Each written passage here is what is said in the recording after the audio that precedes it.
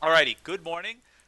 This is period A6. This is Algebra 2 CP. This is May 13th. This is Wednesday. Hopefully you're having a great day so far.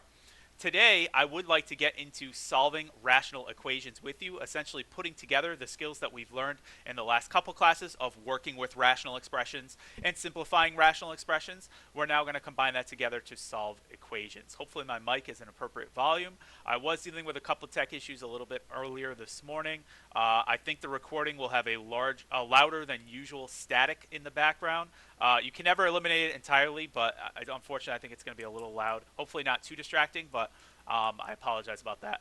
By Monday's class, we should definitely have everything all sorted out, but I didn't really have... I tried to do it as best I could today, but we'll keep working at it.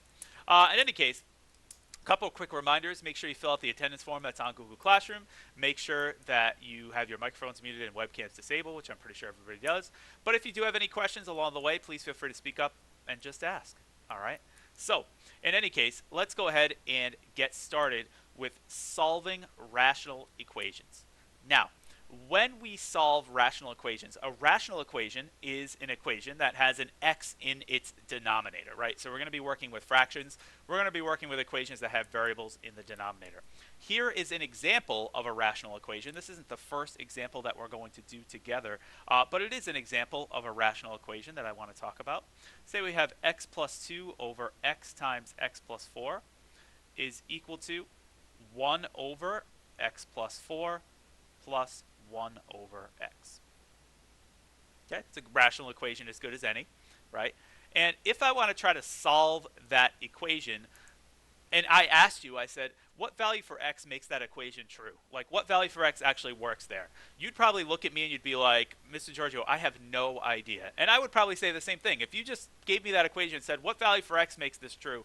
I'd be like, I don't know. Like, how am I supposed to know what value works by just looking at it?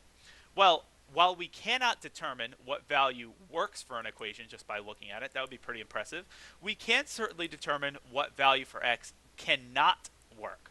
I don't know what x could be, but I certainly know what x could not be.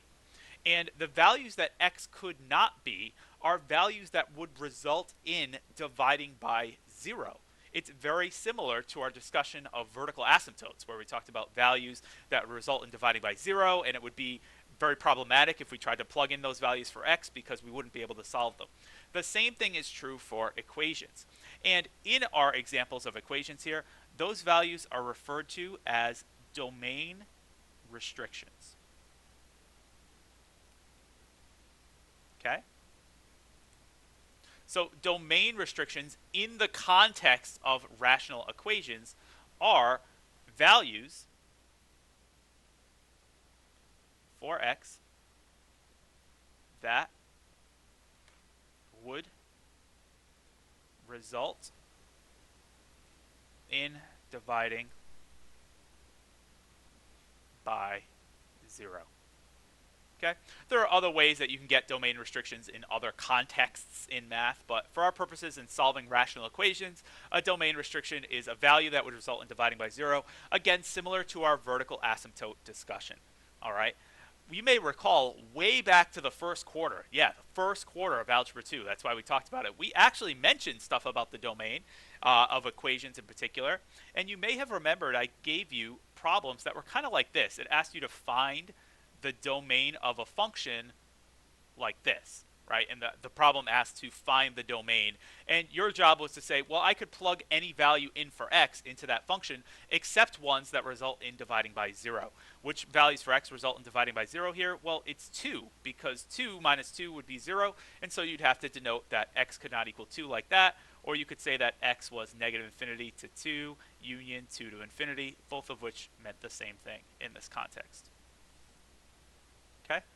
So in this particular problem right here, it's the same deal where we're going to say, what values of x could we never use in an equation like this? And here, hopefully you could see that it wouldn't make sense for x to equal negative 4.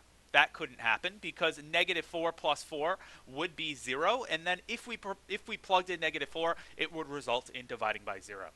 And x could also not be 0 itself, because think of if you plugged in 0 right here, you would be doing 1 divided by 0 and then shrugging your shoulders, because there's really nowhere to go from there.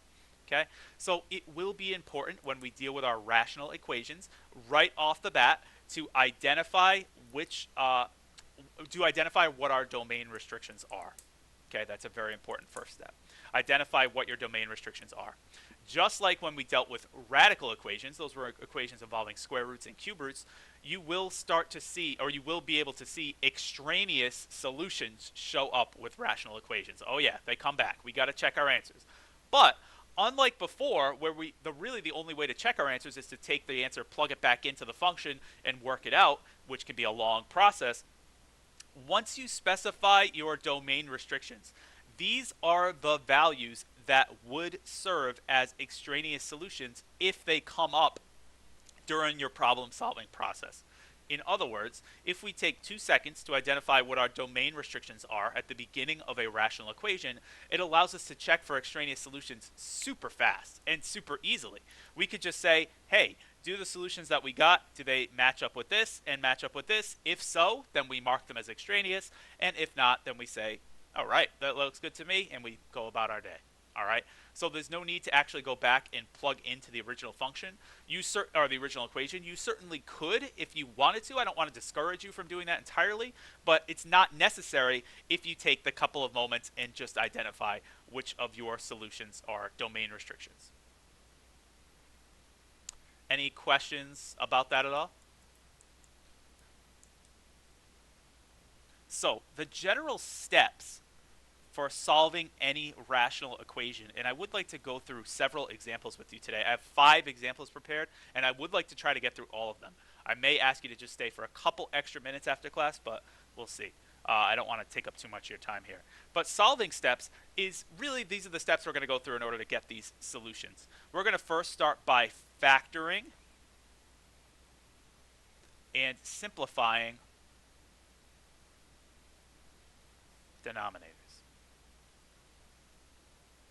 if possible, right? Sometimes the denominator is already factored, like the one up here. It's already factored out. This one's already, there's no factoring to do in this particular case, but there may be factoring to do in certain problems before we get started. The reason why that's beneficial is because, just like we saw last class with finding the least common denominator, it's much easier to construct that least common denominator when you see everything split up into factored pieces. If everything's just kind of clumped together in these long trinomials, it's a lot harder to actually just find that least common denominator. Factoring makes it all easier. Okay? Factoring makes it easier. Next thing is to, after we factor and simplify denominators, which sometimes they're already going to be done for us, we want to identify the domain restrictions. Again, at the end, by taking a couple seconds to do it right at the beginning, it saves us a lot of work at the end of my problem, because all I have to do is check, do my solutions match up with our restrictions? And if so, then they're extraneous, and if not, then we're in the clear. Next thing I want to do after that is I want to find the least common denominator. That's why we learned about it. Super useful here. And again, the least common denominator is commonly abbreviated as the LCD. Okay. After we do that, we want to make sure we convert all terms to have the least common denominator. So once we find that least common denominator, just like we did yesterday, or I keep saying yesterday, just like we did on Monday, we converted everything to have that least common denominator. And then we solve the numerators. Once every denominator matches up, right? Once we convert everything to have the same denominator, we only have to pay attention to the numerators at that point, because the denominators are already equal. Think about when we did radical equations with square roots. If you had the square root of something equals the square root of something, well, you can strip away those square roots and just pay attention to the contents under them, right? It's the same idea here. Once you make all those denominators the same, well, then you could just focus on making the tops, the numerators, the same. So let's take a look now at a couple actual examples. Are there any questions before we do so? Like I said, I have about 5 of them that I would like to get through. Okay, I'm going to try to do the best I can. Here we go. Let's start with something like this. 9 over 28 plus 3 over x plus 2 is equal to 3/4. Okay? And I want to try to solve that rational equation for x. I don't know why this paper is like curling up. It's bugging me. I want to try to solve that rational equation for x. Well, what should I do in this particular instance? Well, first thing is I want to try to factor and simplify the denominators. It doesn't look like there's any factoring to do. This is just a constant. That's just a single term, and that's also a constant, so no factoring. Identify domain restrictions. I don't know what value x is just by looking at it, but I certainly could tell what value x could not be, and in this particular problem, it would make sense to say that x could not equal -2. That is our domain restriction. The reason being, because if I were to plug it in here, you would notice that -2 plus 2 would result in dividing by 0, which would be very, very bad. So to avoid that badness, we identify it as a domain restriction. After that, I want to find my least common denominator. Here I have a factor of 28, a factor of x plus 2, remember that's one singular piece, and a factor of 4. So let's deal with the constants first. What's the least common denominator between 28 and 4? Well, that's just 28, because 28 times 1 is 28, and 4 times 7 is 28. I can't just have my LCD be 28 though, because although that would make this piece happy and this piece happy because they can both fit into 28, they're both accommodated by 28, this guy in the middle would be like, hey, wait a minute here. X plus 2 is feeling all left out. What the heck? So we need to have that x plus 2 also in your least common denominator. So now that each of your terms can fit into there. You could take this and multiply it by something to get this. Same thing here, same thing here. Any questions as to why 28 times x plus 2 is the least common denominator? Or are we cool with that? Hopefully we're feeling A-okay. Now that I know that that's my least common denominator, I can convert everything to be out of that least common denominator.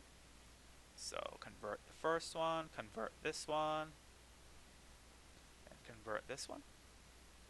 Right? I want all of my terms to have that same denominator because that would make my life a lot easier because then I could stick them all together. So we ask ourselves, what do I need to multiply this denominator by in order to make it look like this? What do I need to multiply 28 by in order to get this? And the answer is x plus 2. So I need to multiply the numerator of 9, which is already there, by the x plus 2 in order to make this look like this.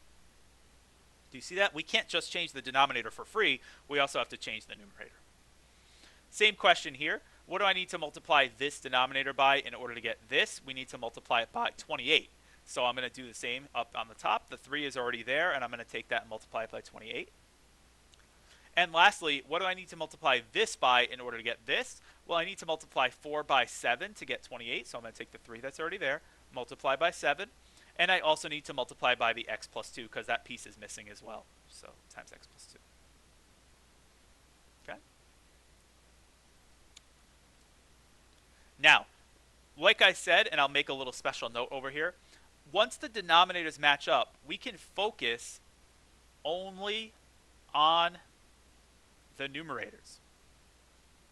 So I'll say focus only on the numerators once the denominators match. And the reason for that is because, again, these pieces are already equal. It's an equation. These are already the same. So now we just have to really focus on making the tops the same, the numerators the same. I'm going to do some distributing as I do that. So this should come out to be, on the just focusing on the numerators, we get 9x plus 18 from that first term, plus 3 times 28 is 84, is equal to, let's see, we got 3 times 7, which is 21. 21 times x is 21x, and then 21 times 2 plus 42. So everybody see how that's done? And now this is really just turned into an Algebra 1 problem where I can go forward from here and combine all my like terms, get all the constants on one side, get all the variables on the other side, and solve my equation for x. So I'm going to do exactly that.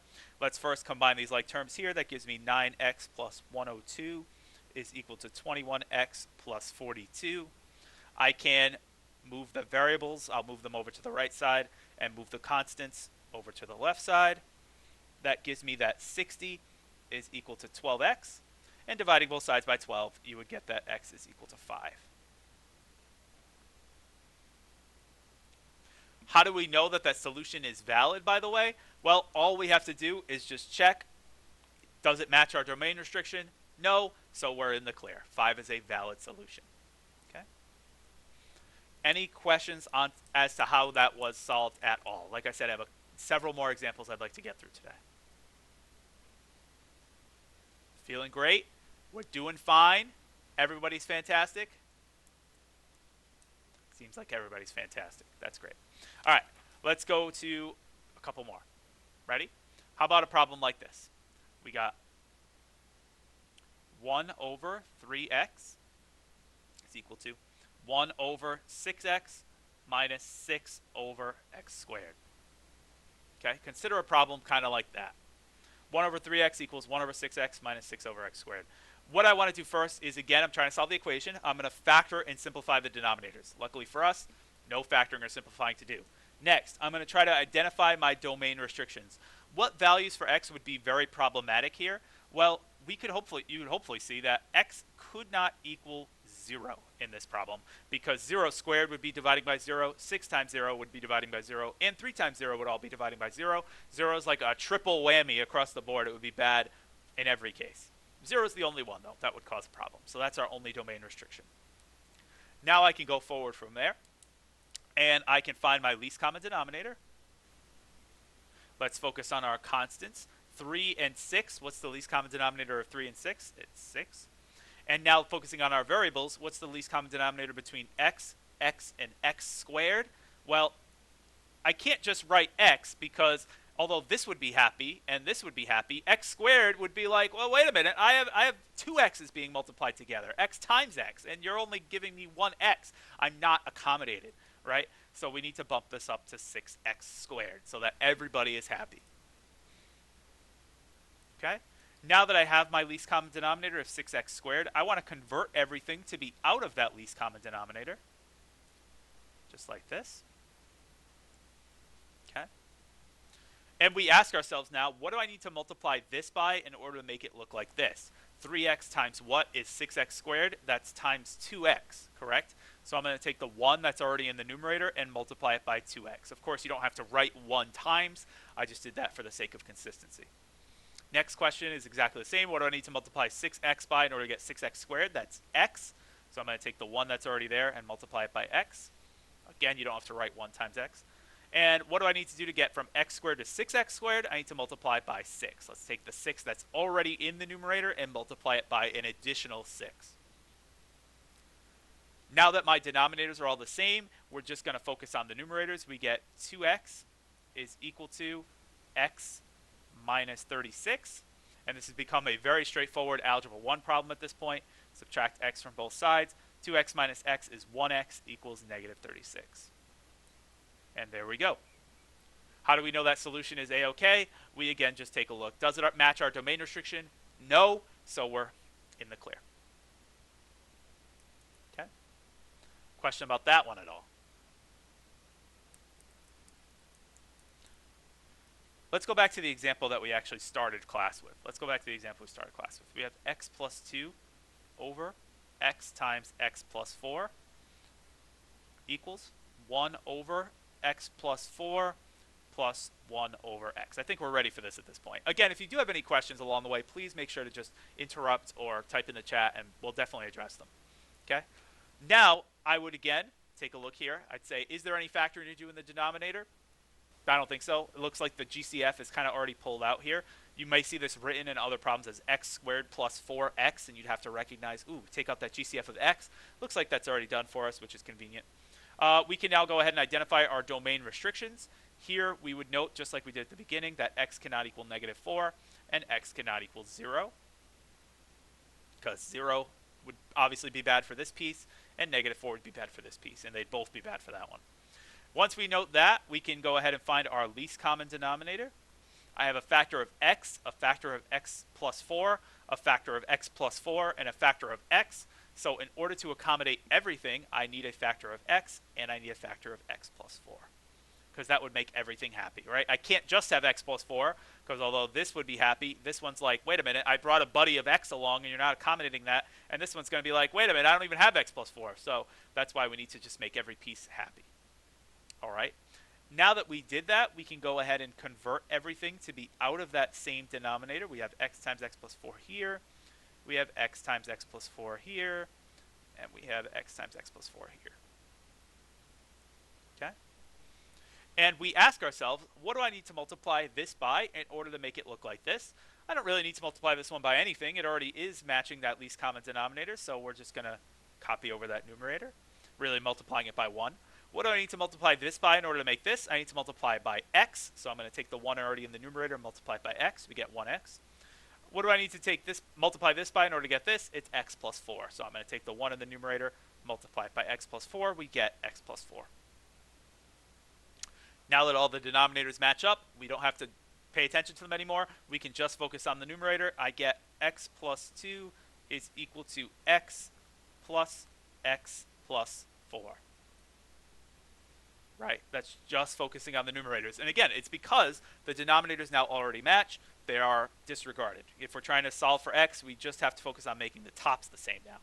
What value is going to do that? Well, again, this is just algebra 1. We have x plus 2 equals 2x plus 4. I can subtract by x, subtract 4, subtract 4. We get negative 2 is equal to x. Okay. Is that value a-okay? Certainly looks like it is because it doesn't match our domain restrictions. So we're happy with that. We're happy with that. Okay. Let's go through just a couple more examples before the end of our class today. I have 2 more that I'd like to get through with you. Okay, we got 5 minutes. I think we can do it. Ready? How about a problem like this? We have x over x plus 2 plus x, just by itself, equals 5x plus 8 over x plus 2. Okay? Now, this problem is interesting because I feel like a lot of students get really tripped up with when you just have a variable or a constant by itself in a rational equation. You might be like, well, what's the deal with the denominator? Is the denominator x? Is there no denominator? What's going on? Well, remember that any whole number or variable or any expression can be written as over 1, and it doesn't change its value, right? X divided by 1 is still x.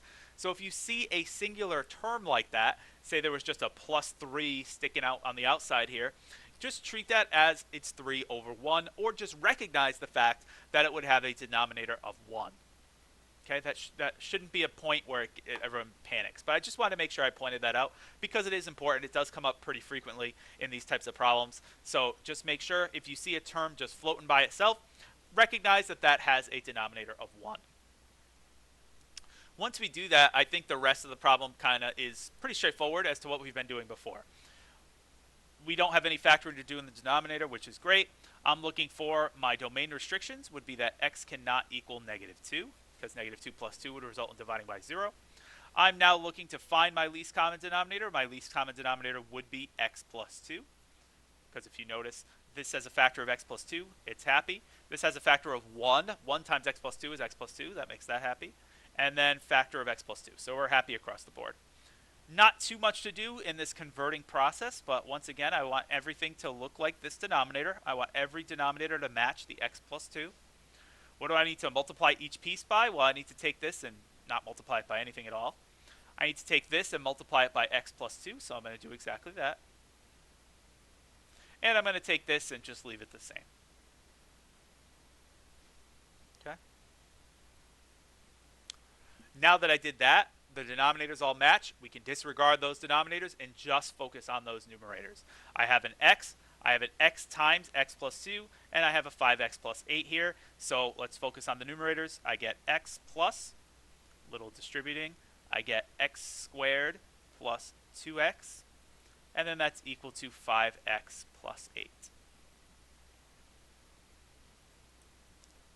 Now, hopefully, there's like an alarm that's going off in your head saying, whoa, x squared just showed up. And what does that mean when x squared shows up in a problem? Of course, it means factoring. So we can set up to factor with a problem like this, given that we have x squared, right? Again, that's our prime time indicator that it's like, ooh, in order to solve a problem like that, we absolutely need to factor. So before we can factor, though, of course, we have to set equal to 0. So I'm going to do exactly that. I'm going to move the 5x over to this side. I'm going to move the 8 over to the left side. That gives us, just rearranging the terms and combining them, x squared. X plus 2x is 3x minus 5x, so minus 2x. And then minus 8 is equal to 0. We can factor that down pretty quickly into x and x to make x squared. We need 1 plus 1 minus in order to multiply to a negative, and it looks like it's going to be negative 4 and positive 2. And that gives us two potential solutions, one of x equals negative 2 and one of x equals 4. Now, how do I know that those solutions work out, or whether or not those solutions work out? I take a look up here. 4 is good, but negative 2 is absolutely not, right? Negative 2 is our domain restriction. We specified that x could not equal negative 2.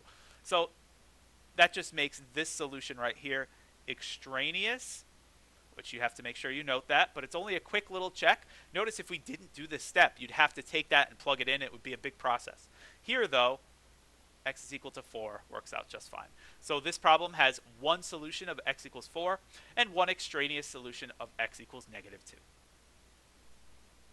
Okie doke. I would like to go through one more problem with you. I understand that we're just approaching the end of class. If you have to go, no judgment, no worries. Remember, this is being recorded and it is going to be uploaded, so I hope you do tune back in when you have the opportunity to catch that last problem. But if you want to stay for a few extra minutes, I think it would be very beneficial. But again, no judgment. If you have to go, you have to go, and I get it. All right, so in any case, I'd like to go through one more problem now. Our last problem that I'd like to do together is as follows. Okay, last problem I'd like to do together. We got 1 over x squared minus 8x plus 12 plus 1 over x minus 2 is equal to x minus 5 over x minus 6. Okay? Starting a problem like that, right? This one does have some factoring to do in the denominator, so I am going to do that right away. Again, your Algebra 2 instincts should look at a problem like that and automatically be like, ooh, gotta factor. Absolutely have to factor. So I'm going to do exactly that. I'm going to break this problem down. We have x and x to make x squared. It looks like we need two negatives, and it's minus 6 and minus 2. Conveniently enough, that matches up with the other two factors that we see in the denominator. Oops, sorry, equals x minus 5 over x minus 6. Okay.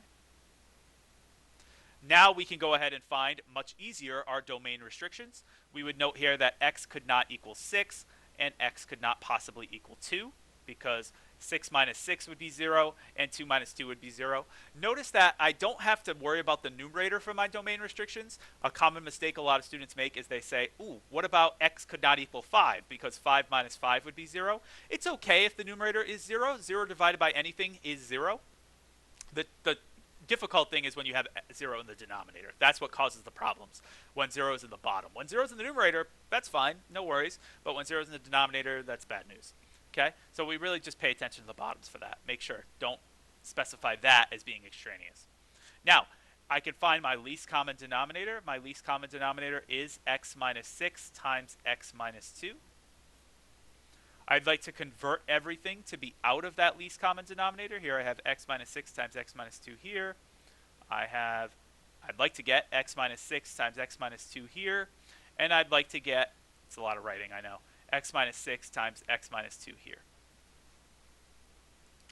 What do I need to multiply each term by in order to make that happen? Well, I don't need to change this one at all because it already has that same denominator. This one I need to multiply by x plus 6, so I do 1 times x minus 6. I misspoke. We need to multiply by x minus 6. This one already has a 1 here, so it's just 1 times x minus 6 is x minus 6. And this last one I need to multiply by x minus 2, so I'm going to take the x minus 5 that's already there and multiply by x minus 2. Denominators match up. We don't have to pay attention to those anymore. I now just get 1 plus x minus 6 is equal to, I'm going to distribute all that together. We get x squared, let's see, minus 2x minus 5x plus 10. Again, you see that x squared showing up, prime time indicator that we need to factor. Before we factor, of course, we need to set equal to 0. So we got 1 minus 6 is negative 5. I'm going to move that over here by adding 5 to this side. Here I'm going to subtract x to push it over here. I get 0 is equal to x squared minus 2x minus 5x minus 1x makes minus 8x in total. And then 10 plus 5 plus 15. We can factor that down to say that 0 is equal to now x minus 3 and x minus 5. Some quick factoring there. We've done a lot of factoring now, so that should be pretty fast. And very quickly specify that x could equal 3 because 3 minus 3 is 0, and x could equal 5 because 5 minus 5 is 0, both of which are just fine. They don't match our domain restrictions, so we are in the clear. Whew. Well, I appreciate you staying a couple extra minutes. Hopefully that made sense. If you do have any questions, feel free to ask and stick around if you'd like. Or just let me know another time. Message myself, Miss Mao, either way. Let us know if you have any questions. But thank you again for sticking around. There will be practice problems posted on Classroom along with the answer keys, so please try to get those done in time for next class. After Monday's class, we will have a progress assessment that gets sent out as per usual. That will be due the following Thursday night. All right. Thank you so much for your attention and focus today. If you have any other questions, let me know. But I hope you have a great rest of your day. And thanks for staying a couple extra minutes. Really appreciate it. So I'll see you next time. Have a great day. And have a great weekend because I won't see you till Monday. Bye, everyone.